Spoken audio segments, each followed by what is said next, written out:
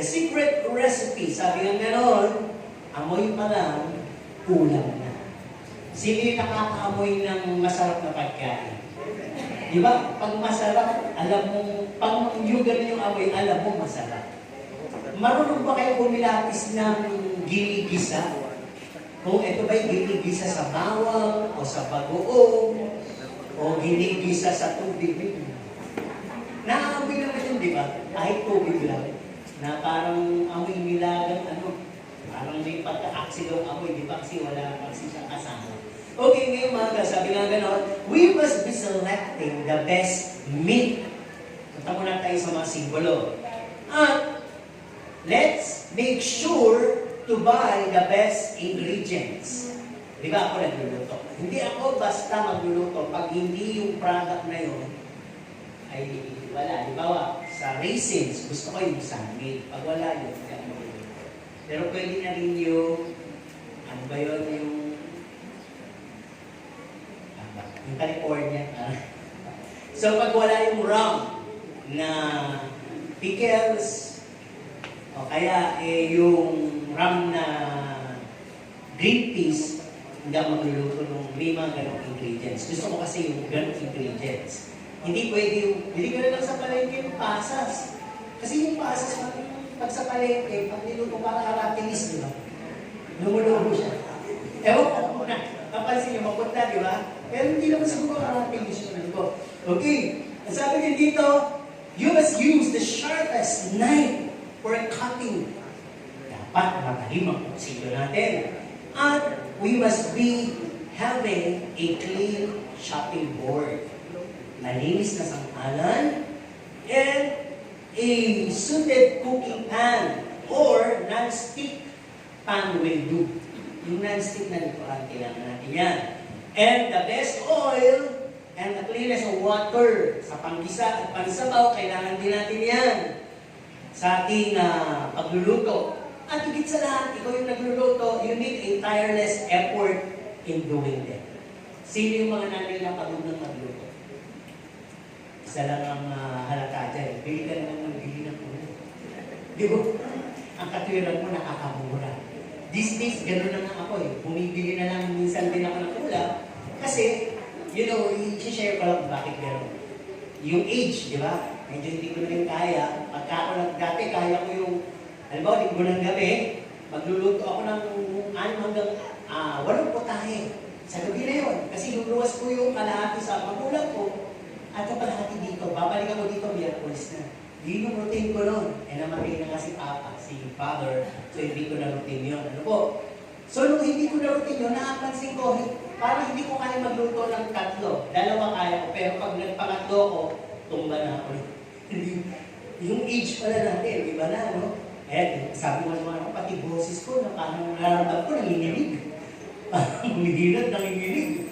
Kaya, pero by the grace of God. Okay, tuloy tayo.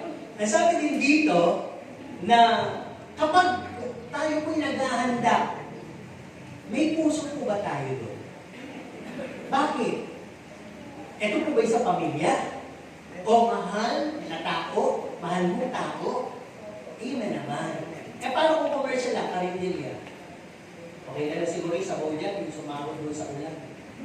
Kasi dati bigyan kami na nalalaman ng may karinderya, mahirap ang tubig sa kanila. Kaya meron silang, yung anulod na nakasahod, pero meron namang salaan. Panghugas daw ng bigas. Pero kung sinilip ko, pinasaksabaw na din. At ang katwiran, kumukulo naman yan. Iba yung natural na sabaw daw ng ulan. Siguro mga panahon na yun, pwede pa, pero sa panahon ngayon na napaka-pollution. Ewan ko na lang po. Tuloy tayo dito. Kaya ko sinasabi, lahat po tayo, maaaring tayo nagluluto at tayo ang inihahain. Kanino? No? Tayo ay isisilbi o magsisilbi sa King of Kings and Lord of Lords. We must present our best cooking and kisin. Let Him be pleased as He savor our cookings and our offerings. Kaya sabi ko nga sa inyo, nung nakakang linggo, ang magiging mensahe ngayon ay samot-sari na putahe. Iba-ibang topic. No, bakit ganito? Sabi nga, lahat ng inaalay natin sa Kanya dapat masarap. Amen mo ba? Di ba pagka ikaw ay merong masarap na tagapagluto, kung ikaw ay may restaurant, o kung ikaw ay may mayaman at may tagaluto ka, di ba? Pagka nawala yun, nararamdaman mo yung pangingiba ng lasa ng kanilang luto. Hindi na ako babanggit dito. Alam ko naman kumakain kayo dito. Pero minsan meron dito, napakasarap magluto, pero hindi na ganun kasarap. Kasi, hindi na yung nagluluto. Kilala namin eh. Nag-resign na. Tapos sa San Miguel, may kinakainan din kami nag-iba. Alam mo naman si Pastor, pagkasama ko, hindi na masarap. Nakita namin, iba na lang yung nagluluto. Kaya gano'n lang. Ngayon, ang ganda naman sa ating Panginoon, basta tapos sa puso ang iyong inihahanda, katanggap-tanggap sa Kanya. Amen? So everything I say, a little while, symbolizes and signifies. O sige, paliwanag na natin. Yung sinasabi kong best meat, yan yung patungkol sa karne na ating po mga naririnig na kaaralan. Hindi kasi pwedeng puro gatas. Hindi pwedeng puro yung dinuro. No? Kayo ba, masarap yung mashed potato, di ba? Pero kahit na ikaw ay matured na, kung araw-araw mashed potato. Okay pa sa iyo? Di ba? Hindi naman. Kaya nga pang sidings na siya sa mga fried chicken. Ano po? Kaya, nasabi pag sinasabing best meat, ito yung minsan mga katuruang karne. Yung pinakatigas yung karne. Tapos yung laman ng baboy, medyo lang yun. Yung manok, medyo lang din, yung isda. Pero pinakamasarap doon yung beef. Pero pag yun ay pinakuluan mo na sa napakaraming ingredients at talagang selected ingredients, pag lumambot yun, juicy yung kaldereta ko. Yung mechado mo, di ba masarap? Medyo matagal, pero masarap. Medyo mahirap mo pero masarap. So, ganoon po yung salita ng Diyos. Kung tayo po ay, ang anak niya, tinuturuan niya kumain ng solid food habang bata pa siya. Di ba, unti-unti kanin, tapos laman ng isda, laman ng manok, tapos laman ng baboy, hanggang sa laman ng karne. Paglaki niya, marunong siya kumain ng lahat ng klase ng pagkain. Pero pagka papakain lang ninyo sa kanya, ay yung kung mapili ka sa pagkain, yung anak mo hindi mo maaasahan, kakain din ng variety. Kakain na lang din yun ng mga selected foods. Kaya minsan makakapekto yun sa ating health. Okay, tuloy tayo. Pag sinasabi kong ingredients, ito naman po yung matapos nating marinig o mabasa ang salita ng Diyos na may kalaliman, katotohanan, may paliwanag po ito na mabuti na galing sa Santong Espiritu, yung pagpapaliwanag. No? Kung naihahayag na po ng inyong lingkod, yung mga kahulugan, I believe, pagdating ninyo sa bahay, nagpapahayag pa rin ang Santong Espiritu sa inyo. Sino dito yung pag kumain, di ba tayo kumakain tayo sa handa, nasa bahay na, hapon na, lumalabas pa yung dighay, nalalasahan pa natin yung ating mga kinain, lalo na kung yun lang yung tinutukan natin. Kung yung sisig, di ba, yung anghang, lumalabas pa. Pag tayo dumidighay, kaya minsan sabi natin, nakakauya. Kailangan natin ng, dessert. Di ba kaya may mga dessert? Okay. So, hindi pa naglagay ng dessert, dahil ang dessert naman dito, Holy Spirit. Okay. Pag sinabi naman natin, sharp as knife, walang tinutuko ito kundi yung salita ng Diyos na napakatalim po talaga. Ano po? Yan po ay talagang pumakailan lang sa kaibuturan ng ating kalamnan, ng ating buto, ng ating kasuwasuan sa paghiwalay ng mga utak. Alam niyo po. Di ba, ang tindi yung illustration na yun? Kasi may purpose. Ano po? For are being righteous in the sight of God. No? Patuloy tayo sinasanctify, pino-purify ng salita ng Diyos. At pag sinabi naman natin clean shopping board, ito yung pulpito.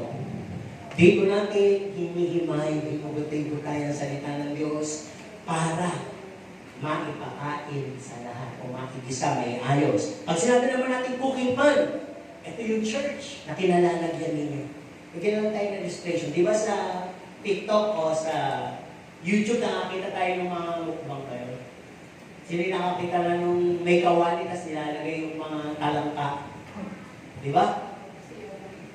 Alam ka naman pag nilagay ka sa kawali, hindi ka maluto. Kaya yung iba tumatakas, di ba? Talagang pag nilagay ka sa kawali, maluluto ka. Ibig sabihin, pag nilagay ka sa loob ng local church, ay talagang lulutuin ka sa salita ng Diyos.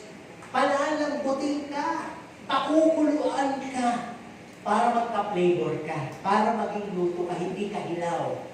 Pero di ba minsan, nagluluto tayo, may tumatakas sa mga talangka. Minsan din na natin mapapayaan mo lang na baka destiny niya talagang mabuhay. So, wag po kayo tatakas o lalabas. May bagong bansag kayo, talangka.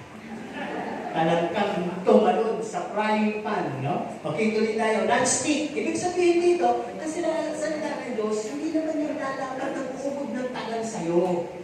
No, talagang pati yung naging buhay mo rin, pagdaramdam, hindi gano'n. Lagi mo lang i-accept yung salita ng Diyos sa buhay mo. Okay, best oil, Holy Spirit pa rin yan. Best water, best flame, Holy Spirit pa rin yan. At yung timeless o tireless effort natin, ang ibig sabihin niya, be forever inspired. No? Inspired ka lang ba dahil may boyfriend ka? Inspired ka lang ba dahil may girlfriend ka? O inspired ka lang ba dahil may pera ka? Inspired ka lang ba dahil meron kang iniisip, may pakarating o kung anong bagay, blessing kaya? I believe ang Holy Spirit na sa'yo, you will always be inspired. Diba? Ang sarap magluto pagka hindi ka abutan pagkaubos ng LPG.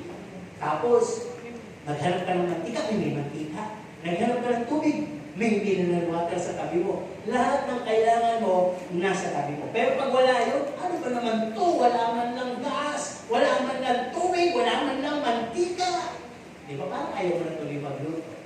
Pero salamat sapagkat tayo po ay patuloy nagagabay ng Panginoon ngayong umaga. Okay, samot-sabi ito. Unahin na natin yung worship. John 4:24, sabi nga, God is His Spirit, and they that worship Him in spirit and truth. Ay, ibig sabihin lang dito, let it be the purest motive. Pag nandito tayo, sumasamba tayo, no, let us be led by the Holy Spirit, inspired by the Holy Spirit, comforted by the Holy Spirit, empowered and baptized by the Holy Spirit. Nonetheless, walang iba. Hindi si pastor, hindi ang katabi mo, hindi kung sino-sino magpapalakas sa'yo o magpapahina sa'yo. Holy Spirit lang. Kaya kinakailangan pag pumasok ka dito, always ask the Holy Spirit guidance, accompany, and Holy Spirit revelation mamaya pagtapos ng salita ng Diyos. Amen? Kaya napaka-halaga na when we worship, nakikita natin na may progress. Alam niyo yung worship, napakahalaga yan. Yan ang talagang main purpose kung bakit lumikha ang Diyos ng tao. To have worshipers. Kaya ang worship ay hindi na natin nasasabing tuwing linggo. Worship is a lifestyle. Kapag lumalabas ka, nakapuri-puri ka sa mata ng mga tao, pananalita mo, kilos mo, you are worshiping God. You're giving Him the highest praise. Di ba yung sinasabi sa Matthew 5:16? That when your light shine, you have a testimony, people, unbeliever, see you and they will glorify God. Para kang praise and worship leader na wala ka lang dito sa tablado, pero yun ang buhay mo. Your everyday life and moment by moment, whether someone or no one is seeing you, you stand still holy, you are worshiping God. Amen? Kaya lifestyle yan. Tandaan po ninyo, pag may worship, dapat makikita ninyo may progress. May life-changing, and you are always in revival. Hindi na natin kailangan 3 nights revival. You're always revival. Ibig sabihin, malakas ka. Lagi gusto mo ang presensya ng Diyos. Lagi gusto mo mag-share sa iba. Yun ang mga puntos na revive ka talaga. Amen? Tuloy tayo. We worship Him through. Ang ibig sabihin nito, only Jesus. Siya yung truth, di ba? I am the way, the truth. So worship Jesus. No? Ang kailangan ni Jesus sa mga worshiper, those with open and broken hearts, those who prepare to be cleansed and to be reformed to God's will and through His words. Ano nga naman pumunta ka dito sarado? Basta ako pupunta doon. Ayoko nang makarinig ng masakit na salita. Actually, wala namang ganun. Iniisip mo lang yun. Meron ka na preoccupied mind o mindset na tatama na naman ako na naman ang magiging tama. Alisin nyo na po yun. Kasi hindi makakagawa ang katotohanan sa inyo pag sarado agad ang inyong isip. Hindi tayo pumunta dito para magkagalit-galit. Hindi tayo pumunta dito na parang kayo yung bullseye. At ako naman yung taga-tira na ang tawag dito, aasintahin ko kayo. Walang ganon. Tayong lahat pumupunta dito, balik tayo sa sinabi kanina, main purpose is to worship God. Worship God. Okay, tuloy. At sabi din dito, do not impress anyone. Di ba, minsan kasi pag pupunta tayo dito, minsan hindi tayo makapunta dahil wala tayo magandang eh. No? Wala lang ikaw, ay, naubusan na ako ng panglagay sa mukha, ay, naubusan na ako. Ay, ganito, ganyan, hindi yata bagay sa akin, ako kayo, ang gamit ng dahilan. Hanggang tinanghali ka, hanggang wala na. Eh, bakit ba? Kasi dapat makita, tandaan niyo, when we worship, we are not entering a fashion show. No? At pag nandito tayo, hindi tayo nagpaparunggitan, hindi tayo nagpapatalungan. Ang una natin ihanda, pusong malinis. Pangalawa na lang po yung mga pananamit natin. At yung pananamit natin, always wear the best. Kung occasion ang pupuntahan nyo, alam ka naman, kasal ka, nakapang-basketball ka, naka-jersey ka. Diba? O kung nasa may manonood ka ng basketball, nakapang-kasal ka. No? Titignan ka talaga. Kaya, nasa Bible yung context niya, nung nagpatawag ang Panginoon ng dula, ng hain, tawagin lahat.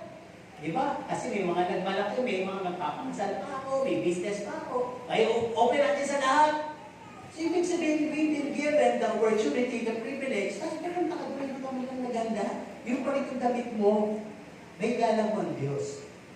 Siguro kung bisita natin dito yung ating presidente, lahat kayo nakabago. At meron pa kayong pinang-plug dito ng Pilipinas. Papagay kayo, di ba? Siguro sasabihin, Pastor, tagalin mo na natin yung kalapati doon, lagyan natin na sagisan ng presidente ng Pilipinas. Di ba? Para magkaano tayo a-adapt tayo doon sa sitwasyon. So, ganun din. Pag pumupunta ka sa harap ng Panginoon, sumasamba ka, wear your best dresses. Hindi natin na yung Iglesia ni Cristo, pero sila, talagang polo sila. To the least, ng lalaki lahat, polo, walang t-shirt, polo. Pero yung mga t-shirt yan, okay lang yan, kasi Iglesia yung aking sinasabi. Yung mga babae, ganun din, walang pantalon, kailangan ay dress talaga. Okay, huwag naman po, mamaya may papaliwanag ako. Lalo sa mga baguhan, huwag kayo masyadong, alam ba, nagpapakita ako gano'n, kasi matagal lang po ng church na to. At yung ilan dito, matagal ko na rin po kasama. Kaya sa mga baguhan, medyo accepted kayo doon. Maximum tolerance. Kaya yan. Skip muna kayo. Dadating ang panahon, tuturuan kayo ng Holy Spirit, makakasunod kayo. Ha? Kaya kung baguhan kayo, hindi po kayo ang aking pinatatalbugan. Kami ba yung pastor kung lumang? Ay, hindi. Basta sinasabi ko lang. Amen po ba? Sinasabi ko lang yung salita ng Diyos. Kasi gusto ko, bilang pastor, wala akong makikita. Amen po ba? At least nasabi kong lahat, dumating naman ng Panginoon, ano naman ang mauna, kunin tayo ni Lord, basta masabi mong lahat, wala kang nilihim. Dahil di naman kaya nga secret ingredients to, mga sikreto na malaman natin. Okay? We are not to impress anyone, but to express our heartful gratitude to God. Gratitude. Yung pupunta ka lang dito, may express mo yung dakilang pasasalamat sa iyo, Panginoon. Naniligtas mo ko, Panginoon. Salamat, pinagaling mo ko. Salamat, binayaan mo ko. Salamat, hindi mo ko iniwan. Ang dami natin pwedeng pasalamatan sa Panginoon. Di po ba? Hindi mo titiglan yung mga bagay na ginagawa ng kapwa mo. Kasi makakahandang po yun sa pasalamat. Imbis na magpasalamat ka sa Panginoon, nagtatanong ka pa. Panginoon, bakit kung gano'n ang tagal ko ng Christian, inaapi pa rin ko? Di ba kayo, pag may anak kayong gano'n, yung parang bang prone siya sa bully. Di ba, minsan ano ka ba? Bakit kasi pumapayag ka? Di ba? Kaya minsan ang anak mo pala, maliit pa lang, sinasabihin mo na siya na, anak, ikaw ang pinakamaganda sa balat na lupa. Ano po? Sinasabi mo yun. Kaya di ba, malilinig mo, lalo na doon sa mga, sabihin natin yung pagka may mga tinatawag na discrimination, no, yung white and black. Di ba? Minsan, ang daming confident na black kaysa sa white. Bakit? Kasi hindi sila pinabayaan ng magulang nila na apihin sila doon sa pamagitan lamang ng discrimination sa complexion. Kaya sila, di ba mas maraming magagaling na black, mga talented na black. Bakit? Ni-raise sila na meron talagang confident. Na hindi yan. Di ba minsan, sabihin natin sa anak natin, kasi nga dyan, pangit-pangit mo. Isa namin lang yun. Ba't sinasabi mo yun? Huwag mo sasabihin sa anak mo yun. Parang sinabihin mo na rin yung sarili mo. Di ba? Kung ikaw ay ganyan at lumabas ka kaiba, sabihin mo sa kanya, ang ganda mo, anak. Ikaw, pinakamagandang handog ng Panginoon sa akin. Alam mo na lang yung anak mo, merong tapang ng mukha. Okay lang naman yun, confident siya. Pero turuan maging mayabang. Turuan mo lang siya na hindi siya magkaroon ng self-pity. Okay, balik tayo dito. No? With knowledge and wisdom sa pagsamba. Pag sumasamba tayo dito, kailangan meron tayong wisdom and knowledge. Ibig sabihin, naturuan tayo. Ito pala yung mga articles ng pagsamba. Ito pala yung mga palatuntunan ng pagsamba. Ang pagsamba pala, kailangan meron kang dala. Napasa niyo po ba yun? O kuro-kuro lang? Huwag kang haharap sa Panginoon nang wala kang dala. Pagsamba yun eh. Kaya merong kwento yung Pasko, yung tatlong matatalinong lalaki. Hinanap nila ang Panginoon, may dala silang kaloob para sumamba. O, diba? Kaya sabi nga dito, part talaga ng pagsamba yung kaloob. No? Kaya ibig sabihin, huwag kang haharap sa Diyos nang wala kang dala. No? Wala na akong sabihin na. Okay, ang sabi nga dito, sa pagsamba, it should be with reverence and solemnity. Pag sinabing reverence and solemnity, observe natin yung holiness, yung presence of God. Napaka-sensitive nun ng Holy Spirit. Alam ng Holy Spirit kung united tayong sumasamba. Alam ng Holy Spirit kung gusto natin siya as guest o dumako sa atin, ipuin tayo. At alam din ng Holy Spirit kung tutulugan lang natin siya. Alam ng Holy Spirit kung inip na inip tayo. At alam ng Holy Spirit kung tayo ay nawala sa order, magulo tayo. So gumagawa lang tayo ng ating sarili way ng pagsamba. So lalabas tayo, pumasok ang mabigat, lalabas tayo mas mabigat pa. Hindi tayo na-bless. Diba? Yan ang pakahalaga po yun. Kaya tayo nagtuturo, nagdidisiplina, nagbibigay tayo ng instruction. Hindi naman po ito sa kapakinabangan ko. Hindi na sa kapakinabangan nyo. Ito ay sa kalwalatian ng Diyos. Amen? Di ho ba? Halimbawa kayo yung guest speaker. Tapos paano na po lahat yung mga nandoon na attendee, tayo dito, tayo dyan, labas dito. Ano mapifeel niyo? Parang hindi kayo pinapahalaga. Hindi na yun. Yung the rest, na-disturb. Di ba? Di ba? Ito naman ay true sa lahat. Wala. Hindi ko alam kung kanino minsan yung nagre-ring, di ba? Kahit kayo sa sarili cellphone yun, nagre-ring minsan. Kaya nag-download ako sa YouTube kumirinig. Nahanap ako, pinatay ko tuloy. Kumirinig ba yung phone? Yung pala kumirinig siya.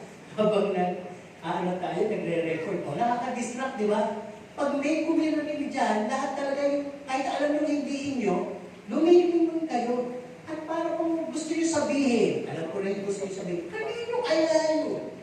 Sino ba yun? Ako na nagsabi, alam ko naman din yung voice out.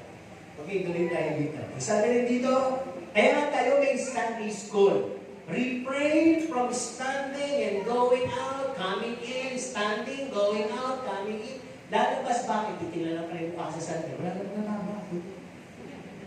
Kakain lang pala ng chewing gum. Kasi nung lumabas, yung pis mo eh. Nung pumasok, mataba na. Kaya halata kayo doon. Ano?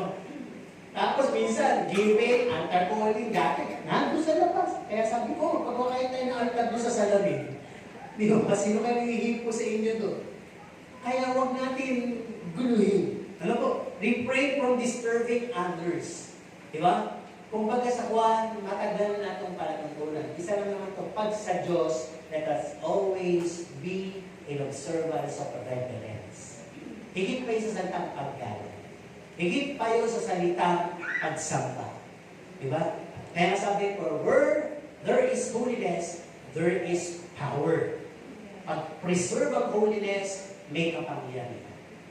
Okay, tuloy. Ito na, pangalawang topic na tayo. Pangalawang putahe. The givings and the offering. How important it is to heed instruction from the one who commands it. Napakahalaga po, hindi ko po ito instruction. Hindi ito instruction ng pamunuan. Ang giving ay instruction nino. Isa lang yung nababasa, si Nanay Flor lang ba? Ang giving ay instruction nino ng Diyos. Okay. How important it is to heed instruction. Sabi ng magulang, makinig ka anak ng mapabuti ka. Yun yung sabi ng ibang magulang. Ang sabi naman ng ibang magulang, pag hindi ka nakinig, tatamaan ka sa akin. Diba? Yung sabi ng ibang magulang. Sabi naman ng ibang magulang, pag hindi ka nakinig, mapapahamak ka. Papunta ka pala. Pabalik na ito. Diba? Alam natin yung mga yan kung bakit nagbibigay ng instruction, payo magulang. So, Panginoon nagbibigay din ng instruction. Okay? Alam niyo sa giving, napakarami pong nakapanood dyan. Andiyan yung preparation, attitude, rightful amount, the motives, the faith and trust. Isa-isayin natin. Ano yung preparation? It should be the best of the best. Kaya pala may kwento sa Old Testament, pag nag-give ka, yung anak, yung una, yung first fruit, o kaya naman ay kung wala tapos ka na sa first fruit, piliin mo yung pinakamaputi, pinakamatabang tupa, hindi yung may sakit, hindi yung pilay. Dahil akin lahat yan. Diba? Tinitingnan lang ng Diyos yung obedience. Okay? At ang sabi din dito, pipili ka. Pag nagbibigay ka, monetary offering, huwag ka nagbibigay ng may sunog, may punit, may scotch tape, may butas, may kung ano, mabaho. Diba? Sinasabi ko na syempre, logically, nakikita ko yun eh. Yung iba talaga, nagbibigay ng bago, may pabango. Siguro sabi niyo, in your philosophy, gastos hindi naman, pabango pa. Yung attitude natin eh. It could be literally, the pastor receive it and the pastor spend it, but spiritually, the Lord who's the first savoring it. It is the Lord who first accept it. Literally lang yung ginagamit ng pastor. Pero yung resibo, ang Diyos ang bahala. The Lord see how you prepare your offerings. Attitude. Ang attitude, obedient lang, cheerful, honoring to the recipient. Di ba, naranasan ko po yung nagbigay kayo, yung lalo na kayo bubuksan ng regalo. Di ba, kung gusto nyo buksan, lalo kayo binigay yung the best na regalo. Parang gusto mong sabihin na, maganda yung binigay ko, magugustuhan mo yan. Makikita ng madla na, may halaga yan, binigay ko sa'yo. Diba? Yun yung honoring na ibig sabihin. No? Yung gusto mo talagang ibigay at matanggap niya. Matanggap ng Diyos. Rightful amount. Ito lang. 10% giving. Alam po ninyo, marami nagtataka. Bakit binibigay ko naman yung 10%? Hindi ko naman nag-bless. Wala akong blessing doon. Nagbabalik lang kasi kayo. That is for the protection. Kung gusto niyo mag-bless, doon kayo sa generous offering. At hindi ka pwede mag-offering hanggang hindi mo nasusunod ang 10%. Halimbawa, ang iyong sahod ay 1,000. Ang 10% mo ay 100. Binalik mo lang yun sa Panginoon. Pero yung generous offering, gusto ko magbigay ng 5,000. Yan ang generous offering. Yan ang may katumbas na maraming pagpapala. Kasi yung 10% kahit gano'ng kalaki, nagbabalik ka lang sa Diyos ng Kanya. Yung excess doon, nagbigay ka mo ng 102 pesos, yung 2 pesos pa lang ang offering mo, yun na susukatin. At ito pa, ang sabi dito, in our offering, the motives, hindi tayo na kailangan malicious, hindi tayo nag-expect ng quick return, money for money back. Nagbigay ako ng 1,000, dapat 5,000 na palit. Walang ganong attitude. Ayaw ng Diyos ko, hindi po siya konsya, hindi po siya bako, hindi po siya kung ano-anong panuwagan na yung inaasahan yung pera, ibabalik pera din. Ano po? At sabi dito, this is not to impress your pastor. Okay, the pastor sees or the secretary sees, the treasurer sees, pero huwag tayong mag-expect ng tinatawag na exclusive treatment, special treatment, dahil na nakita magbigay. Hindi po. Ang Diyos kagad ang magbibigay sa iyo ng holy special treatment. Yun ang natayin mo. Ang Diyos ang magbibigay sa iyo. Okay. The faith and trust in our giving. Ang sabi, when you give, samahan mo ng puso. Di ba pag may puso, lahat ng binibigyan natin samahan natin sa buhay may puso. Pero minsan, di ba sa iba may galit? Sino yung nakapag-limos na ng may galit? Hingit mo. Nagbigay ka na rin lang, nagalit ka pa. Alisin mo yung murmur, kung nagbigay ka, ibigay mo rin yung puso. Wala naman itong pakinabang natin, soaking na sa akin. Walang ganoon. Yung ka na lang magbigay. It is a matter of yes or no. When you stand still with your yes, it should be yes. When you stand still with your no, it should be no. When you give your yes, give your heart. When you say no, you can give your heart also. Pasensya ka na, wala pa ngayon eh. Pero mahal kita. Bumalik ka na. Pwede naman ganun eh, di ba? At ang sabi ko, pag nagbibigay sa mayo, sino may utang? Ang Panginoon may utang sa inyo. Amen? At hindi nyo siya mapapautang ng ganung kalaki. Ginagawa pa lang yung utang, bayad na. Amen po ba? Bayad na sa Panginoon, binabayaran na kayo ng Panginoon. Kaya sabi ito, avoid counting. Paano yung counting or questioning? Nakita nyo, halimbawa lang. Nakita nyo yung binibigay nyo. Kasi, ay may bagong bilhin, ay may bagong sasakyan, ay may bagong damit. Nakita nyo yung asawa, ay may ganito. Ay mga anak, ay may ganito. Ay kumakain sila sa labas. Actually, talagang kumakain kami sa labas.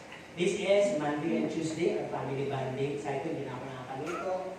At we really feel how the Lord blessed us. Pero hindi kami nagsasaya. Kahit kumakain kami sa labas, we share blessings with those who see us. Kung nakakita sa amin na parang kapos pala, tatayo talaga kami. Bigay mo natin, bigay mo natin, bigay mo natin. Hindi yung tira, meron kami talaga yung tala. Kasi nga, syempre, nakikita tayo eh. Ano ba yung patotoo natin when we do not share? Di ba? Sanay kasi tayo siya, alika kain! Sili gumagawa naman, kain ka, pero sa totoo lang, huwag sana. Kasi kulang pa.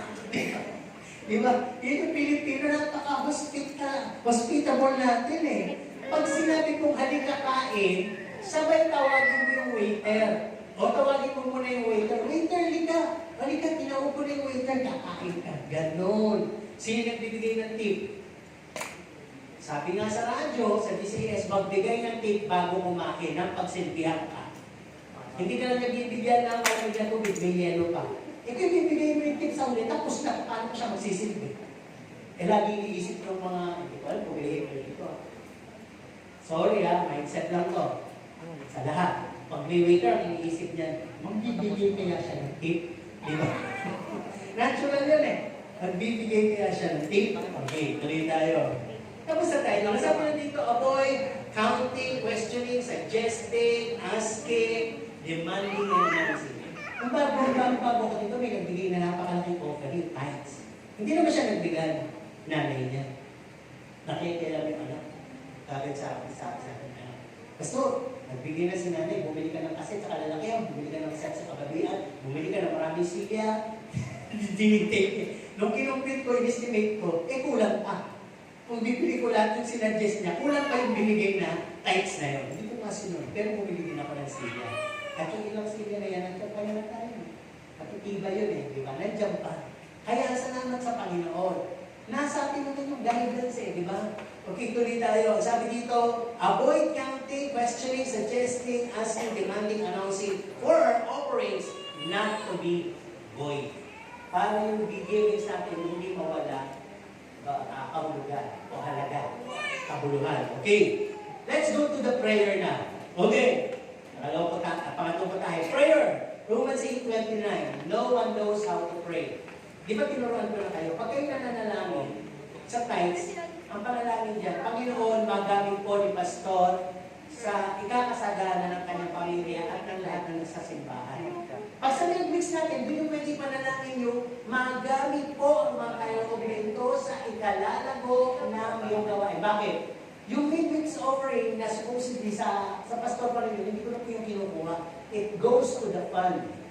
Doon tayo kumukuha ng pamasahe, kung may kulang tayo sa mga lakarin natin, hayo, at kung ano-ano dapat abanuhan sa church. Kaya yun ang pwede ipanalangin na magamit ko sa ikalalago ng ating iglesia. Yun, pwede yun ha, pagka mga mix offering. At ito pa, pag nananalangin tayo, pwede na po kayong manalangin kay Pastor without asking permission. No? Huwag niyo na pong sabihin, hinihingi ko kayong tulad ay panalangin. Hindi. Kahit si Pablo nagsasabi siya pag binasa ng Bible, panalangin niyo kami. Panalangin niyo kami. Kami na ang hihingi na panalangin niyo kami. No? Kasi yung salitang yun, maganda. Narinig ko na yun di ba? Nakakatabang puso yun.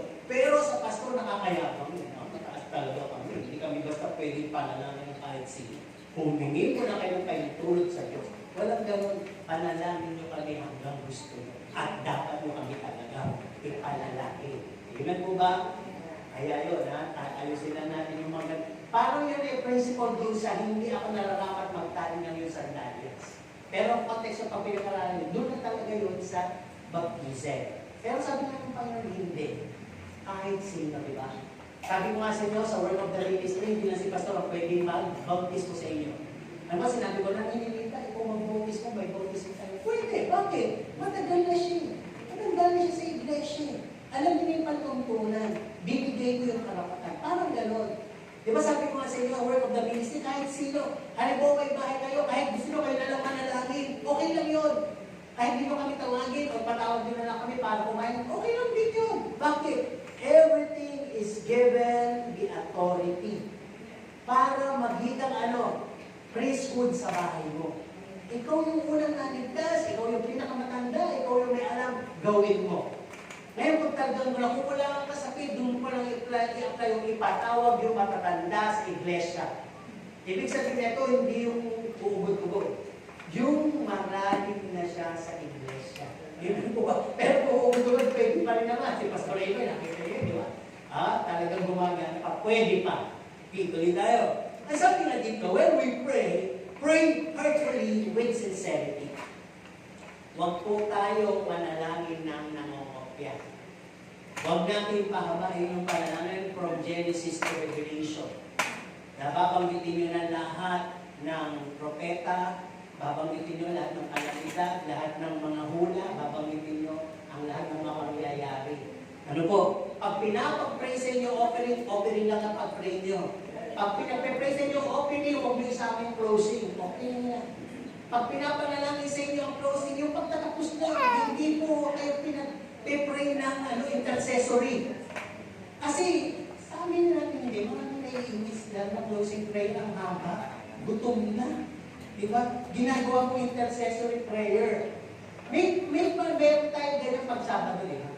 Doon nyo dalhin yung mahahaba panalangin. At huwag kayo manalangin ng paulit-ulit na parang wala nyo sa isa. Yung pabisado na, yung gabi-gabi, wala lang yung artikulo ng inyong panalangin.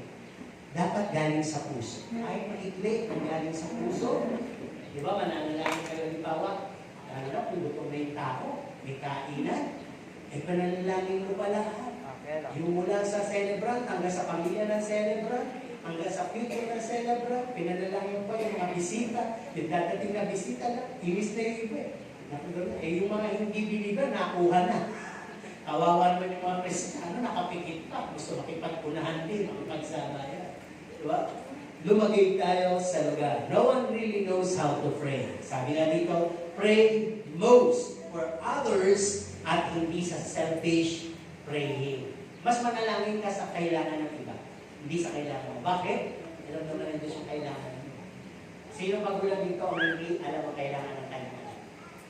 Kasi yung magulang dito, yung bulan sa pangailangan ng kailangan. Butas na yung sapatos, ayaw pang hindi. Diba? Kahihin mo na lang, anak. Diba? Kung may pambili nila kayo, bumili na kayo. Kailan nyo pagagamitin yung mga iniipon ninyo yan? Di ba? Bigay ninyo na narapat sa inyo. Kaya sabi dito, avoid flowery words, copycat prayer, and out of context prayer. Alam niyo out of context? Yung wala na sa context. Pinapanalangin. Ano ang prayer nga birthday. Yung pa lang sa birthday, papanalangin. Baka pati yung issue sa iglesia, pinapanalangin mo pa. Di ba? Nagbe-birthday na ang pinapanalangin mo pa yung mga nangihina sa iglesia. Hindi. Wala naman dapat malaman yung publiko, nalaman tuloy. Di ba?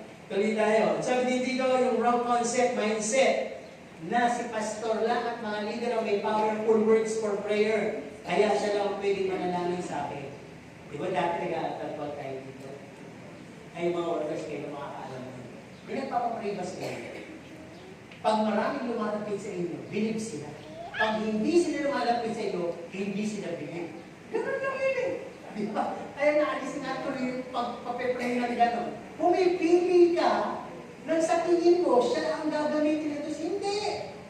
Kahit sino. Kahit yung drummer na yun eh. Kung tayo doctors po siya, pwede naman siya manalangin para sa mga gusto mong papanalangin, di ba? Kaya titignan natin mabuti.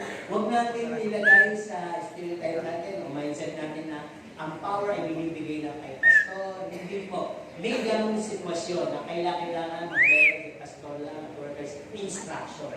Pero pagdating doon sa general application na lahat pwedeng pagkalooban ng Diyos ng kapangyarihan to pray.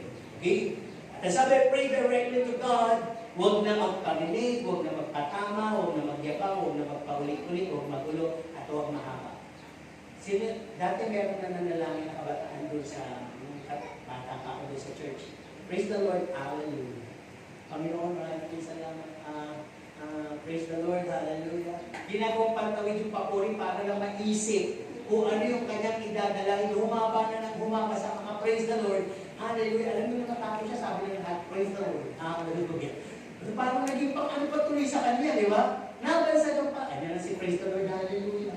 Kasi kung makikita siya, praise, yun yung ganyan yung prayer niya. Saka yung pantawid natin minsan, Panginoon, maraming salamat, Father God. Sino mo talaga, Panginoon? Maraming salamat, Father God. Dalangin namin, Panginoon, Father God. Isa lang yan. Di ba? Nagiging pantawid kasi minsan yung ating salita. Lumagay tayo sa tamang unawa, ibibigay ng Diyos ang rightful words, malinaw, habang nananalangin ka. Di ba? At ito, nasa rin iba. Minsan, iba't ibig yung press, nananalangin sila, kasamahan ng napakahabang speaking in tongues. Di ba? Para sabihin, push-push siya.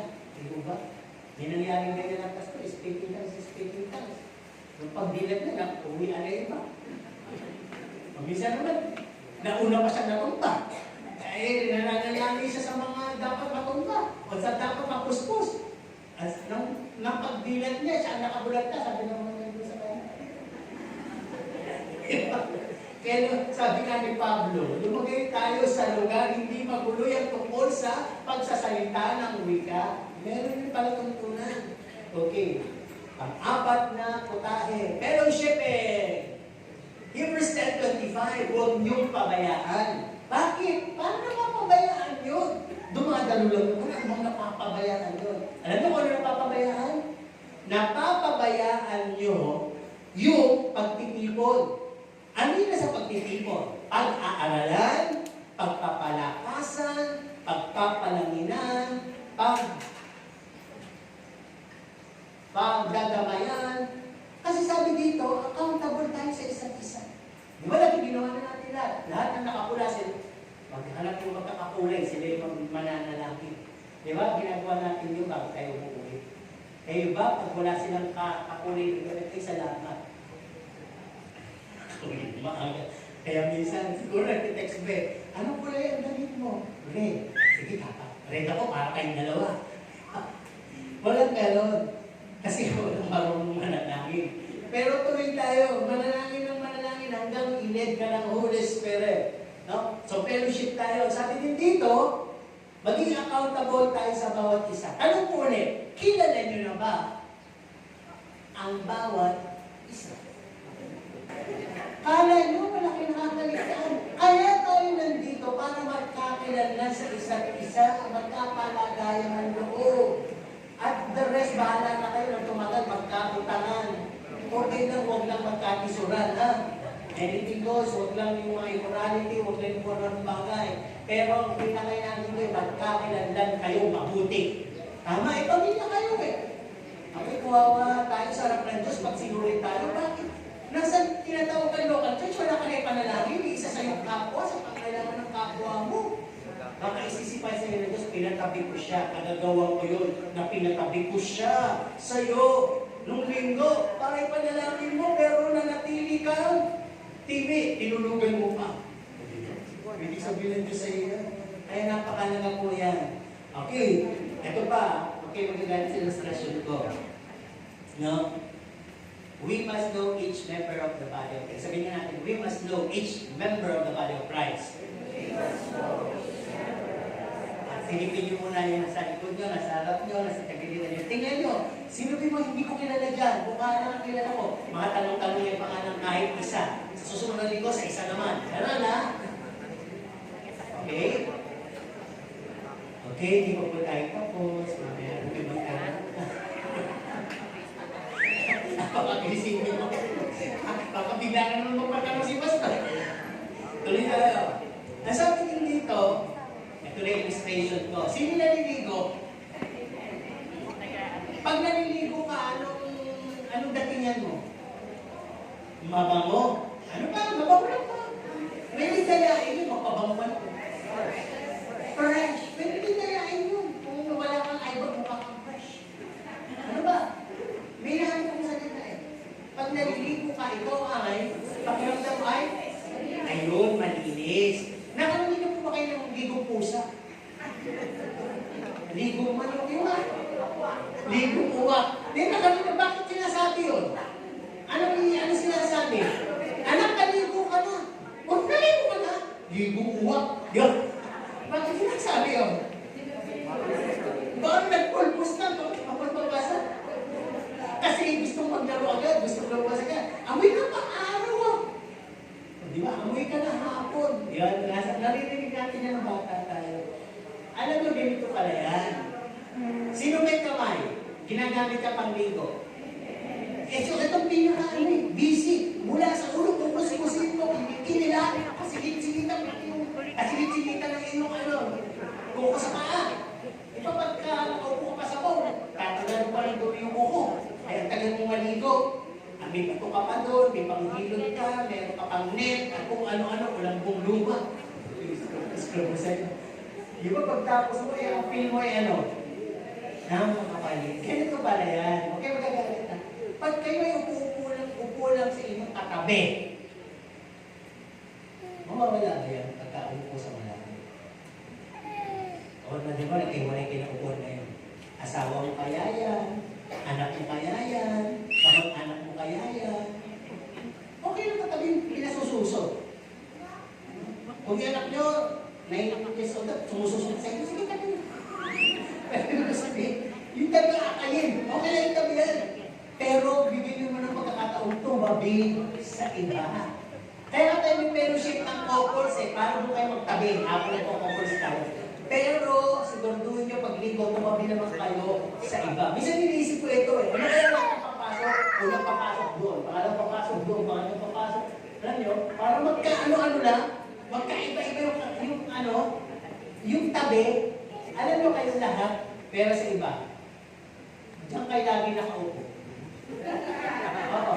Kaya lagi yung katabi nyo, pero ito yung illustration yan. Pag ganyan lang pala tayo, pag naliligo tayo, parang ginagawa na natin, kamay lang ang sinasabon natin. Tapos bahala na yung tubig, mula ulo hanggang paa. Yes, malinis na ako. Nakaligo na ako. Ganun pala yan. Ang ibig ko lang sabihin, pag naliligo ka, kinukustos mula ulo hanggang paa, may pakiramdam mula kay Kristo, may pakiramdam sa lahat ng members of the body, at ang magbibigay ng refresh niya sa iyo yung pagbabanlaw, yung Holy Spirit. Pero hindi mo pwedeng i-depende lahat sa Holy Spirit. Mahirap mo. Alam mo naman, sarili ako, bully ako, hindi po ganun. Kaya nga nilagay dito, sa katawan ni Kristo para ikaw ay makaramdam na you are loved. Amen? Sabihin niyo sa inyong katabi, you are loved. And I love you. Sabihin niyo. With the love of the Lord, wala ka bang motibo. Okay. Tuloy. Ang sabi dito, try sitting with others. No? At ang sabi nga dito, Jesus or God knows the name of billion stars. And they call them one by one. Alam din ng Diyos yung bilang natin. No? Alam din ng Diyos yung ilang araw na lang tayo, buwan, taon sa mundo. Alam din ng Diyos. Walang maliliit sa Kanya. Amen po ba? Kaya kayo, alam niyo lahat. Yung kilalanin niyo yung katabi niyo, hindi niyo alam, this is reality. Bakit? Isang buwan na lang pala yan. Hanggang mamaya na lang pala yan. At isa pa rin na pag-misteryuhan mo, di ba? Tama po ba? Kaya sabihin niyo sa kanila, sa tabi niyo ngayon, ingat ka. Mahal kita. Pero bago umalis, ano mga pangalan mo? Nang pag-pray niyo siya sa lahat ng nakarinig. Amen po ba? O di ba nakita niyo may mga bali-balita? Namanhikan lang. Di ba? Pag-uwi, sabi ng lalaki, huwag tayo sabay. Doon kasi isang sasakyan. Pauwi sila sa ulang ako, di ba? Nung pag-uwi, namanhikan lang, kita-kita ng babae yung sasakyan ng kanyang asawa, kapatid ng asawa, yung girlfriend at kaibigan, 4. Nirampahan ng dump truck, patay. Nakatulog kasi yung driver, baka na. Diba? Tapos yun namang businessman, ng asawa, nabibig partner yata, nasa bus. Di na rin, di ba? No one knows. But when we pray for them, they will be protected. Di ba? Kaya napakalaga ng fellowship. Kung may mabalitin yung fellowship, mas marami kang kilala sa fellowship, mas maraming nananalangin sa'yo. At mas marami ka rin ipapanalangin. At guarantee na anak ka talaga ng Diyos. Amen po ba? Ano ka lang ng Diyos, kung punta ka sa langit, wala kang ginagawa, kundi bumukulan. Kaya magtatrabaho ka, pagtrabuhan mo yung langit. Ang Panginoon nga, tagal-langit na eh. Nagkatawang lupa, nagkatawang tao sa ibabaw ng lupa, namuhay na parang tao, bago uli nakabalik sa langit. Kaya binigyan ng Diyos na hindi lang porsyento, kundi rightful. No? Authority. Kanang kamay. Okay. Mahaba pa ang ating mga pag-uusapan. Forgiveness. Pang-5. No? Sino dito ang may nakaanita na? Matthew 6:14-15, Matthew 18:21. Nasabi dito, for if you forgive men when they sin against you, your heavenly Father will also forgive you. How many times shall I forgive my brother? Ang sabi ng Panginoon, 70 times 7. Okay, ano ba forgiveness? Sabi, ang forgiveness, nilagay ko dito sa Facebook, di ba? Hindi ito binabago yung pinatawad mo. Ang binabago nito, ikaw. Nagiging kang mapagpakumbaba, nagiging kang broad-minded, natututo kang umibig, natututo kang magpalagpas, namamature ka sa spirituality. At ang sabi, di ba meron tayong narinig na forgive and forget. Yung tsuri na yun, kalokohan nyo. Hindi mo makakalimutan yung ginawa sa'yo. Pero sabi dito, when you forgive, no, it doesn't mean you forget. But you have the opportunity to forgive every time you remember. Hindi mo nga makakalimutan. Pero sa tuwing kung nagpatawad ka, maaalala mo yung ginawa niya sa'yo. May pagkakataon kang alimutan niya. Di ba? At sabi dito, when you forgive, it's not a one-time fix-all. Hindi porke kapatawaran kayo, tapos na. Hindi po yan. May mga tinatawag na yan. Pakiramdaman, lamat, o may tinatawag na yung after one. After siya, yung gano'n, no? Medyo ilan na ako, medyo ilat na ako. Meron ng konting betrayal yan. Parang pakisamang pakunwari na yan. Kaya sabi, forgiveness is not a one-time fix-all. Pero bilang Kristiyano, sabi nga dito, forgiveness is a daily sacrifice. Yung mga tao may ginawa sa'yo hindi maganda, yung mga tao may gagawin sa'yo hindi maganda, nakahanda ka lang magpatawad at magsakripisyo because ini-implement mo kung ano yung bagay na tinanggap mo sa Diyos at alam mo merong gantimpala ang Diyos sa'yo. Yun ang forgiveness. Di ba? At ang sabi din dito, pag hindi ako nagpatawad sa mga tao gumawa sa akin ng negatibo at nagbigay ng malaking impact sa aking buhay, ay parang nilalagay kong sarili kong hostage sa isang kulungan na hindi naman nais ng Diyos ang mangyari para sa akin. Alam niyo yung galit nyo, hindi nyo mapatawad, natutulog kayo, nag-iisip, nagplano. Pero siya tulog, humihilig. Di ba? Kaya ganun, hostage ka. Tingnan natin ang number 6, ministry. Other word for ministry. Can you get me? Other word for ministry? Alam ba ninyo? Sino may ministry tumayo?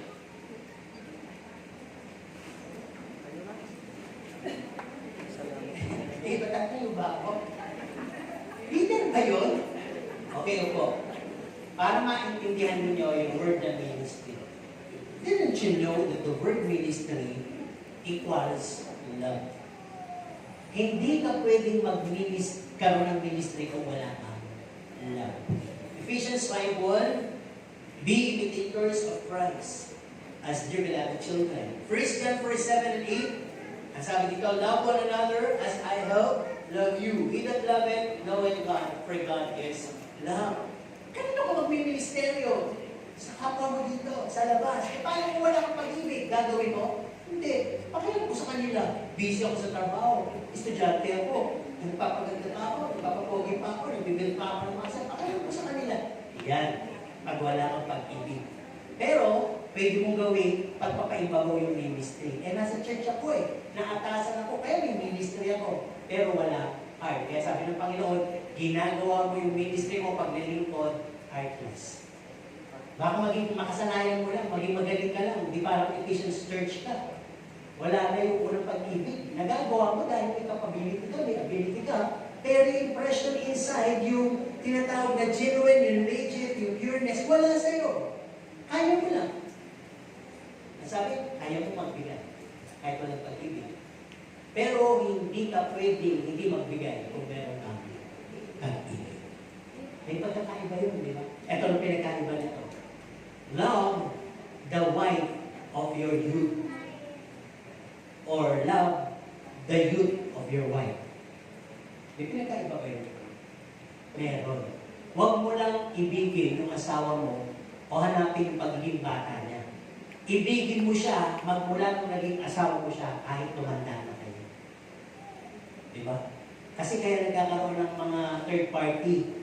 Minsan, napapabaya yung isa, hindi na gano'ng maganda, hindi na gano'ng kagwapo, may papasok na maganda, may papasok na gwapo. Ayan na, like, love, triangle na. Diba? Tuloy tayo. Ang sabi dito, it is easy to love, to minister with those people that you love. Example natin, friend mo ba yan, boyfriend mo, girlfriend mo, pamilya mo, no, leaders, o sino mang mababait dito. Pwede mo ibigin, madali lang yun. Kasi ibigin ka nila, mabait din Pero ang tanong, kaya mo bang ibigin yung difficult people? Yung mga taong nakagawa ng hindi maganda sa'yo, or you call it your worst enemy? Kaya mo bang ibigin? Di ba? Tanong ko, sino may pag-ibig? Ang galing sabihin, akala mo, nasa sayo, nagawa mo na, pero nasaan ba talaga yung pag-ibig niyan? Di ba? Sabi nga dito, how to start para magkaroon ka ng prideful love. Sabi dito, una, ibigin mo ang Diyos and receive God's love. Alam niyo yung pag-ibig ng Diyos, nagpapagaling ng emosyon. Nagpapagaling ng depresyon. Kung lumaki kang bully, api, may piti sa sarili, mawawala yun. Lalagpas ka doon, dahil tinanggap mo yung pag-ibig ng Diyos, aapaw man. Kahit na sabihin mo lumaki kang homeless, fatherless, wala. Pero yung saganang pag-ibig ng Diyos sa sayo, makapag-minister ka ng pag-ibig sa nanay mo. Napakarami kong taong gano'n, nagpatotoo. Sapagkat ang Diyos ng pag-ibig, tinanggap niya sa buhay. Kaya dito sabi, pagka pumasok sa iyo Diyos ng pag-ibig, hindi pinag-uusapan yung mahal na mahal kasi ng magulang mo eh. Ang dami kasi nagmamahal sa iyo, kaya-kaya mo mamahal. Hindi. Kahit na gano'n, may mga gano'ng tao na hindi pa rin marunong magmahal, lalo na sa kanyang kaaway. Pero pagka tinanggap mo pagmamahal ng Diyos, ang pag-ibig mo, walang pipiliin, walang sisinuhin, at ibibigay mo lahat ng walang kapalit at inaasahan. Amen? Hello? Mas iniisip yung kaaway nyo. Ito nga, pinag-uusapan muna natin, simulan muna ng ibigin ng Diyos. Mamaya kayo sa kaaway. Okay, ibigin muna natin ng Diyos. At ang sabi, you will be able, you will become capable to share it because it never runs out. Thus, it overflows. Maapaw yung pag-ibig ng Diyos, hindi ako boss. Pangalawang iibigin, love yourself. Paano to? Don't let them mark a negative impression to you. Magilang po kayong maibigin. Paano yun? Maging mapagbati. Maging friendly. Kasi pag hindi po nyo ito ginawa, kawawa kayo. Mai-impressan kayo ng tao. Sasabihin ng tao, ay, napakasungit yun eh. Yun, suplada yun, nakakover yun. Mapamuna yun eh, magagalitin yun eh, makasarili yun eh. Mayabang yun, maarte yun, may sariling mundo yun eh. May saltik yun eh, narumanan yun. Ma-pride yun, no? Makakahuli-huli yan, mapapasaintinag yun. Aba? Nabigyan ka tuloy ng legacy. Kasi, hindi ka marunong ulitin. Di ba? Okay. Kaya sabi dito, show your love and strive. No? To share it. Living nothing for yourself. The more na wala kang iniwan sa sarili mo, the more ang pag-ibig ng Diyos dadating sa'yo. Amen po ba? Paano ka bibigyan? Kayo ba, hihingi kayo ng nakakain siguro kayo sa mga inasal? Nakakaya naman yung hindi pa ubus yung kanin mo dito, wala nga. Pwede ko magpunin yung tatlo na. May gumagawa pa nun sa inyo. Kahit na unliration, di ba? Ano nangyayari sa inyo? Pag andyan na yung maglalagay ng refill, no? Naghihingi pala. Mantika, mantika! Kaya ngayon yung mantika, dala na lang nila kasi yung, ano nga yun, deadly nga yun, mantika. Yung iba pinasasabaw na hinihigop pa. Eh, kulang na lang, pahitan yung mga amoy inasal ka pag uwi, di ba? Eh, pag talagang kumain, nakikita ko sa ako, hindi ako makakain ng gano'n, ako na uuya. Dati siguro, malakas ako kumain. Pero pag nakakita ako nun, inaalis ko yung tingin ko dahil ako pag nakapaganyan ako eh. Talaga nakita ko, hindi na makahingi. Andiyan na yung ano. Kasi ang hirap minsan tumawag. Ngayon, pag tinawag mo, sasabihin ka, kaya wala pa, nagsasakin pa. Paano na lang? Diba? Kaya tawag ka kagad. Abay, kalahati pala, tinatawag mo na. Eh, pag papalapit ka sa'yo, diba? Ganun ang nagiging tendency natin. O, balik tayo sa pinag-uusapan natin. No? Kaya nga sabi dito, show your love, no? Living nothing for you. Pag talagang wala na, hindi na makaya, lagyan. O, takalan ulit. Kasi wala, alam ng Diyos yun. At hindi pa pabayaan ng Diyos na mawala ang pag-ibig sa'yo. Sampo ko na. Okay. Ito na. Sumunod, love your neighbor. Sino ba yung neighbor mo? Huwag muna tayo lumayo. The person seated next to you. Apply na natin kagad yan. Pwede pag uwi mamaya, tanong mo yung pangalan niya. Be concerned. May gusto ko mag-ibantay. Diba? Pwede naman yung sabihin. Kasi minsan, busy si pastor. Eh. Pero huwag nang hihigit doon. Ano naman si pastor? Wala pa kayo sa'yo. May chismis na po yun. May video kita, tampalin yung pag gano'n ng Bibigyan ko na kayo ng tarakata. Pero, sasabihin lang naman niya, pasensya ka na si pastor kasi busy. Kasi aalis kami mamaya. Birthday po ni pastor. Happy birthday. Salamat po. Marami na kasi bumati. Alam niyo, hindi naman mag-request. Pagod nga po sa totoo lang lahat ng pastor. Pinapupunta doon. Di ba yung pastor ng Sambales, ang layo. Pastor ng Laguna, ang layo. Siguro nandun na. Di ba? Kasi nga hindi sila pwedeng aalis na tayo malamig katitla.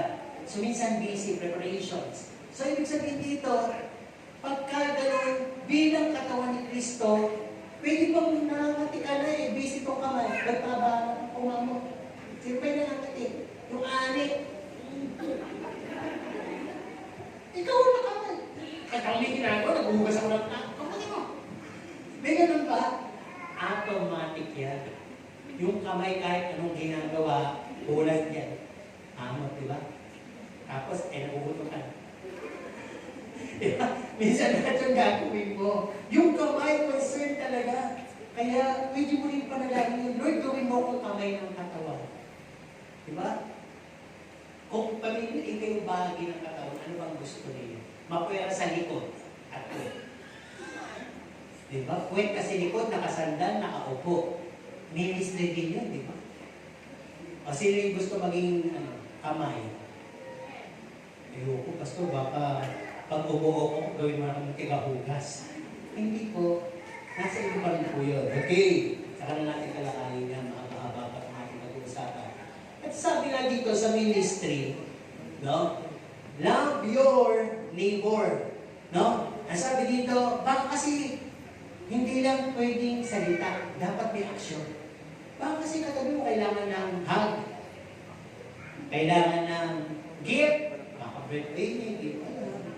Kailangan ng pagkain, baka ginugutom, o baka kailangan ng pera. Bigyan mo. Baka naman kailangan. Abutin mo yung ulila, abutin mo yung walang tahanan, abutin mo yung may sakit, yung alipin, yung nakakulong, yung nakahubad, yung pulubi, abutin mo. Love your neighbor. Amen? Ano ba? Love your enemy. Ito na yung nickname niyo. Paano ba yun? Di naman ibig sabihin alam mo, 5 minuto pa lang kayo tapos na nagsasabunutan nagsasampal, love your enemy agad. Hindi. May process. May time. Pero as of now, ano dapat kong gawin? Just stop speaking vain words at your back.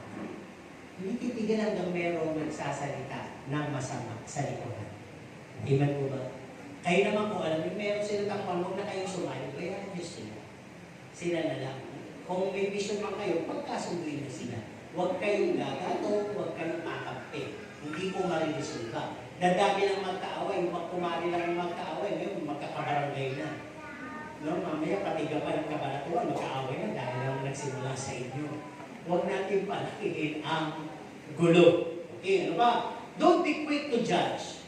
Kung kayo sa tingin nyo na i-choose, tapos yung kaaway nyo na aksidente, ayang, pinano ka na nito dahil hindi po umupo. Mawin mo naman. Diba? Plat lang yung gulong niya, di ba? O kaya siya ang inaksidente. Huwag mong kunin yung hatol. Ang sabi ng Diyos, do not be quick to judge. Huwag kang matuwa sa kapanglawan, sa kapahamakan ng kaaway mo. Baka sa'yo ko ang balatay, ang pangyayari yun. Ayaw ng Diyos yun. Ano ba? Don't avoid them. Pag nasasalubong nyo, hindi nyo kaya niyakapin, kawayan nyo, o tangkuran nyo. Tama ba? Huwag yung pilay lang, ha? Baka kasi pagka yung pilay lang, hindi tumaas yung isa. Baka imbis na tumaas yung dalawa, isa lang yung tumaas. Pag talikod mo, inabot ka na agad ng sabunot. Sinabunot lang ka na agad. Sabi, tinarayan mo na naman ako. Okay. Ano ba? Pray for both of you. Lord, alam ko na may kasalanan din ako.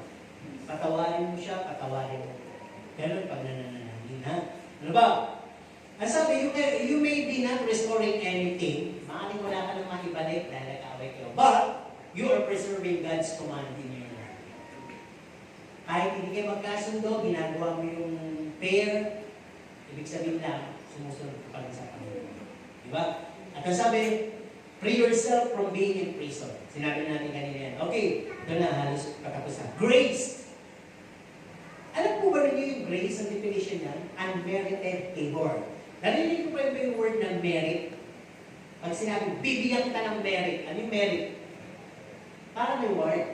O, bigyan ng 5 merit yan. Pag sinabing demerit, bawasan, parusahan. Diba? Pag sinabing unmerited favor, hindi pwedeng ibigay ang pag-ibig sa nagahasa, sa magnanakaw, sa mamamatay tao, pati ibigin yan, hindi pwedeng anayahan yan. Hindi pwedeng tanggapin yan. Pero ang Diyos hindi natin. Kahit gano'n ka kasama, entitled ka sa biyaya. Yun ang grace. Kaya ang grace binigay sa atin lahat, tayo ay naligtas, magitan ng biyaya, hindi ng ating mabuting gawa, Ephesians 2:5, para walang magmalaki.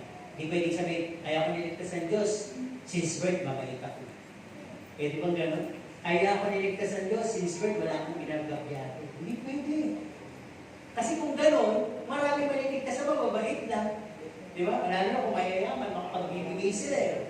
Kaya sabi dito, pag sinabing grace, ikaw ko muna ng konting tawag dito, atras.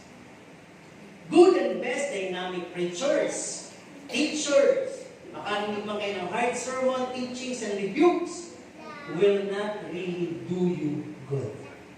Hindi yun. Ang makapagpapabuti sa'yo. Kahit sino pa yung best at sikat na preacher ang tumayo dito. At pinaka-best na teachings o preachings ang marinig mo. Hindi yun ang magpapabuti sa'yo. Ang sabi dito, it doesn't convince you to follow. Marami kasi nag-i-amen na, pero yung doing, wala na. Ang ganda nung sabi ni Pastor, amen! Pero sa application, wala. No? Kaya hindi ito magagaranti na you would be convinced to follow. It doesn't guarantee you to grow. It doesn't enhance your faith to be applied. It doesn't make a brand new person and see yourself one day in heaven. It doesn't do anything kung wala yung grace. Alam nyo, sabi ito, ang ganito mabuti, ito yung pinaka-very key na pinag-uusapan natin sa grace. Unless God's amazing grace, so tulang biyaya, has been accepted, tumanggap sa'yo, na-appreciate mo, at naramdaman mo, talagang tinanggap mo, nadadama mo na sa iyong buhay yung biyaya. Ito na yung totoong mensahe. Di ka pipilitin o mapipilitang sumunod at tuparin ang pagpintulan ng Diyos sa buhay mo. Kaya wala po yung good sermon, wala yung good preaching. Hindi yung biyaya. Doon mo malalamang na biyayaan ka talaga ng Diyos kung hindi ka pinipilit. Ginagawa mo ang lahat sa Diyos. Di ba? Eh, di ba sabi ko kanina, secret recipe, amoy pa lang, ulam na. Halos last topic natin. Kayo po ba ang pinagsabi na sa inyo? Kristiyano yan. Pag tinanong kayo, Kristiyano ka ba? Ano sa dalawa? Yan, Kristiyano yan. Kristiyano ka, no? Sino yung nasabihan ng gano'n? Wala. Alam ko po. Siguro hindi ko rin tatawa. Mas marami yung Kristiyano ka ba? Talaga ba? Kristiyano ka ba? Bakit? Sinusubukan kita eh. Ang pera mo, $100, sinapalitan kita ng 900, hindi mo bibili eh. Tapos sinabihan mo pa ako ng God bless you. Oh, be careful May mga ganun. Diba? Ako napakayong beses na pagkatong nasuklian ako ng sobra. Kasi pagdaling araw, o hindi ko binibigyan ng tip, mapapakayamata yan. Pag madaling araw, overnight yung ibang tindera dahil po yan. Minsan, yung isang tingin nila, isang dito. Nanunukli sila ng sobra. Diba? Lalo na yung 200. Lalo na yung mga ilaw, ang daming ilaw na dilaw, may mga LED light pa, may kumikitap-kitap sa pera mo, ang tingin nila 1,000. Eh malabo pa mata, di pa kayo pa nagkakape. Susukli na kami ng sobra. Napakarami oras ang binalik yun. Kaya naman ako mga nahulog akong pera sa public, mga nahulog kong pera na malayo na nadaanan ko pabalik, andun pa. Bakit? Kasi ibinalik mo yung hindi naman talaga sa'yo. Kaya kung yung sa'yo ang mawawaglit, iingatan ng Diyos, mapapalik din sa'yo. Amen? Proven yun. Okay. Noted as children of God. Sino dito? Matthew 5:16. Yung kanyang ilaw lumiliwanag. Ephesians 5:1. Ini-imitate niya si Jesus Christ sa lahat ng example. So sabi dito, you've been commended as true and genuine Christian, legit Christian. Kaya, okay yan. At yung inyong buhay, salita, at kilos, napakalakas po yan magparating ng testimonya na kayo tunay na Christian. Kaya mamigyan ka tayo, the righteous are bold sa lion. Pagdating ka palang Christian, yung aura, yung amoy, yung dating, parang amoy Diyos. Kaya tatanilis yung masamang espirito. Ito ang misconception, makinig po kayo sa mga believers. Kayo po ba? Sino dito yung gusto maging leader? Not sure. Iba yung kita. Sino dito ang leader? Sumagot na lang naman ang assignment. Sabay-sabay. Go! Alam niyo lahat naman tayong leader eh. Tama. Di ba may leader ng pagiging tamad? May leader ng pagiging tulog. Lahat tayo leader kasi may followers. Ba't siya natutulog? Tugod na nga din ako. Ba't siya naman labas-labas na nga din ako? Basta labas-pasok na nga din. May leader. Merong, may pasimuno. Okay. Ang dami kasi sa church minsan gusto maging leader. Ano sabi? Hindi lahat puro. Hindi lahat teacher.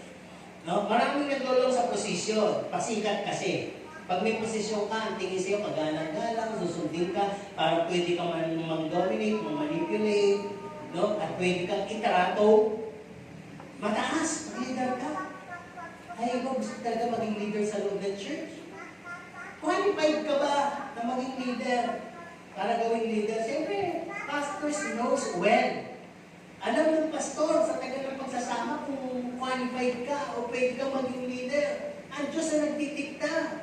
Ang nagbibigay ng discernment kung sino pwedeng maging mga leader. Pwede mo kayo nagiging leader, pasalamat kayo. Pwede kayo ina-assign ang pagiging leader, pero you must ascribe. Mag-strive kayo na magkaroon kayo ng quality of leader. Bakit? Alam nyo, kahit hindi kayo leader, kung may good quality kayo sa harap ng Diyos, leader kayo. Tama? Sa harap ng Diyos, kayo yung kanyang disipulo. Hindi nyo na kailangan ng posisyon. Hindi nyo na kailangan ng bas-bas ni pastor. Huwag na kayo manggugulo sa loob ng church yung gagawin niyo yung gusto nyo kahit wala pa. Hindi naman po gagawin nyo nasa kaayusan lagi. Amen? Ito po yung ibig sabihin. Basahin nyo na lang po sa bahay. Matthew 20:20-26 at Matthew 3:17. Sa Matthew 3:17, binabanggit si James na anak ni Zebedeo. Nakapatid niya si Santiago. Si James, kapatid niya si John. Si James, si Santiago, Tagalog nga pala ng James, Santiago. Okay. Si James o si Santiago, kapatid niya si Juan. Alam ba ninyo sa isang pagpupulong, yung kanilang kanilang mudra, ay mayroong pinapakiusap sa Panginoon. Dito sa Mateo 20:20-26. Kahit pala itong mga tubig mo, sabi niya, Panginoon, meron po kayo papakiusap sa inyo, sabi ng asawa ni Zebedeo. Ano yun? Maaari po ba na yung aking anak na si Santiago at si Juan lumuklok sa iyong kanan at kaliwa sa kalangitan? Tumulan mo. Ano sabi ng Panginoon? Hindi ako ang nagpapasya dyan.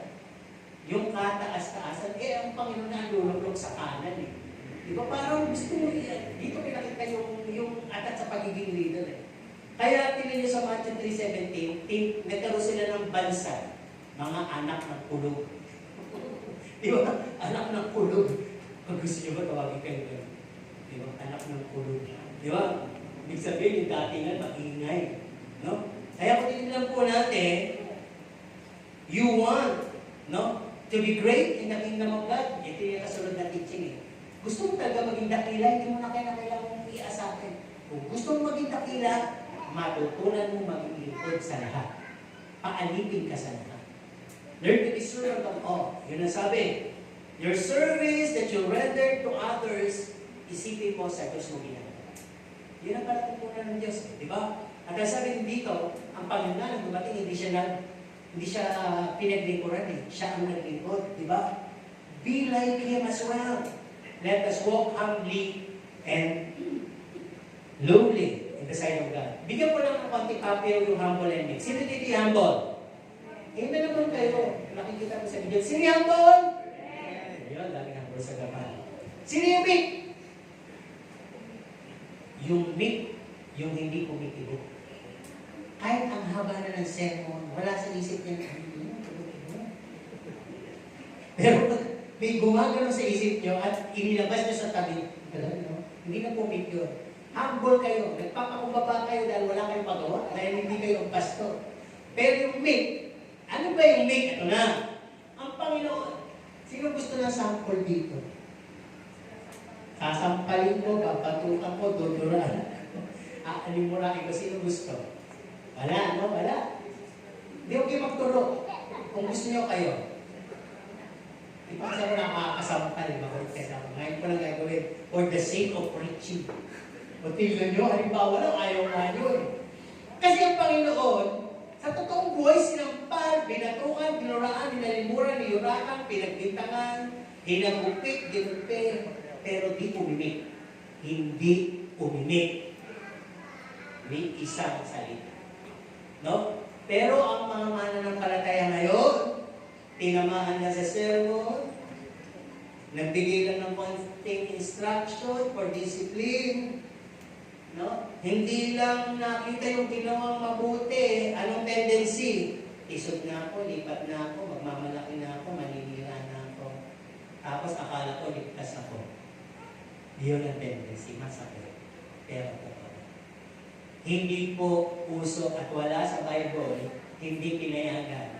Yung pagka ikaw ay tinatamaan ng salita ng Diyos o kinakalabit ng Diyos, ang tendency ay magdamdam ka. Magpasalamat ka kung tinutuwid ka ng Diyos. No? Mapero na lang kung ang application mo sa kapwa mo ay personal.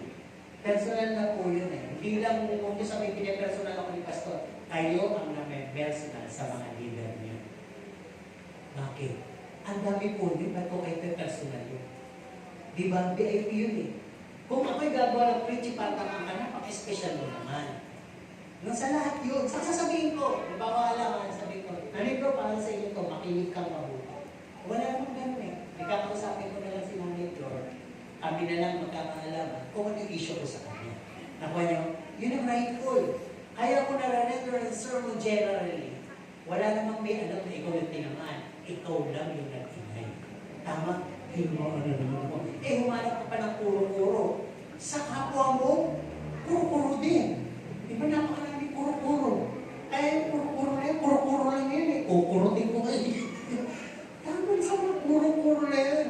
Mga maling interpretasyon, hayaan mo. Ano ba ang place ng Holy Spirit kung hindi mo, Lord, masakit yata. Ikaw nga kumuusap sa akin. Kung hindi ko masyadong naintindihan, naunawaan, ikaw kaya. Okay, yung totoo, masabi dito, babala. Pag ikaw'y lumabas, wala tayong pakialam sa mga unang lumabas. Ngayon, yung mga lalabas, may pakialam na tayo. Pag ikaw'y lumabas, you failed in the subject of love. Pwede ba yun na? Di ba ako, ang dami kong fail eh, na sa YDT. Hindi kasi ako masyado sa sports. So, isa kinakating class ko. Kaya nagkakaroon ako ng irregular. Pagdating ko na sa LMA, may back subject ako sa first year ng YDT. Ang hirap ko nung gano'n.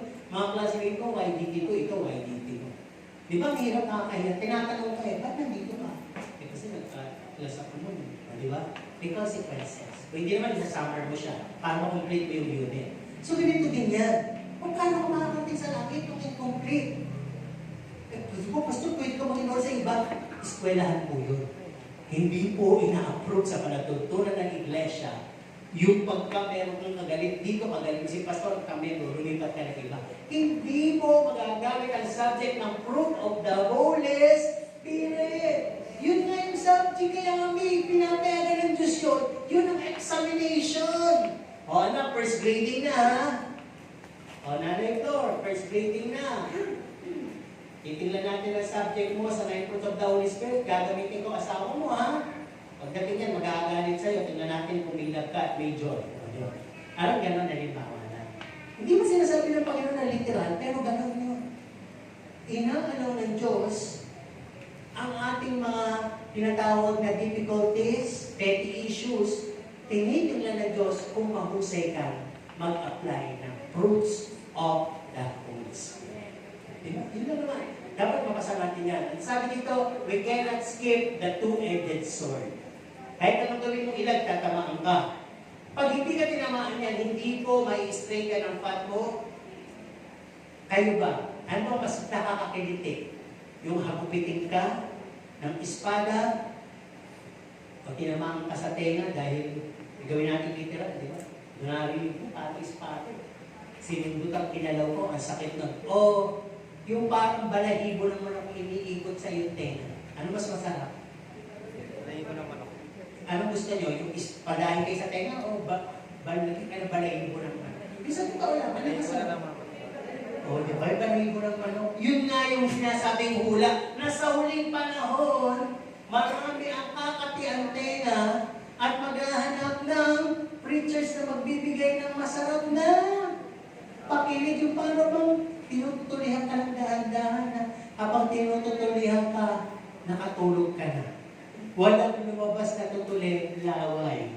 Ang lumabas sa sarap na tulog mo. Di ba? Hindi kasi naramdaman ko yan, yung mga magulang natin, di ba?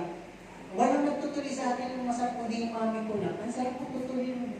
Kaya nakakatulog kami pag tinutulihan kami. Di ba? Kung ano, tuloy tayo, di ba? Minsan nasusunod natin, masakit. O, yun. Tuloy tayo. Hindi pwede forever milk. Sino dito yung mahilig sa gatas? Once in a while. Pero kakain ka pa rin ng solid food. Hindi pwede laging gatas. Di po ba? Okay. Ano ba? Sa conclusion natin, sabi dito, there are so many things we need to consider in our services for the Lord. Napakaraming bagay. Naglilingkod po tayo sa Diyos. Tandaan po ninyo, ang Diyos tumatanggap, nagre-reject. Ang Diyos nakikita ang kaibuturan. Yun ang iisipin mo. Di ba? Ako minsan pag nagluluto, alam ko pag hindi pasado. Alam mo, kayo minsan pinakulang, hindi masarap na yung luto. Di ba? Alam mo eh. Yung iba naman, paano mo ginagawa? Ewan ko, tansya lang eh. Hindi naman ako nagsusukat eh. Pag alam mo yung luto mo, tansya-tansya ka lang, di ba? Ito maraming asukal. Maraming pang, ito maraming laurel. Diba? Tansya ka lang. Pag nalasahan mo, kamukha nung lasa dati. Ayos. Pero sabi nga dito, hindi pwede ang pwede na. Panginoon, pupunta ako sa langit, pero hindi ko po siya talaga maibig eh. Panginoon, pupunta ako sa langit, pero hindi ko talaga maibigay ito eh. Panginoon, pupunta po ako sa langit, pero ang tungin po talaga ako eh. Pwede ba yun? Hindi pwede pwede na. Sabi natin sa ating katabihan, hindi pwede. Pwede na. Diba? Kaya natin naging matapos yung sermon eh. Diba? Ang sabi nga dito, let us all be pleasing in our service for the King. Hari po yung pinaglilikuran natin. So, I'm giving you the recipe. Pero, saan ko nakuha yung recipe? On my resolution, the secret recipe of all these are written in the Holy Cookbook of the Master. Holy Cookbook of the Master. This is the Bible. Andito lahat ng finest and secret recipe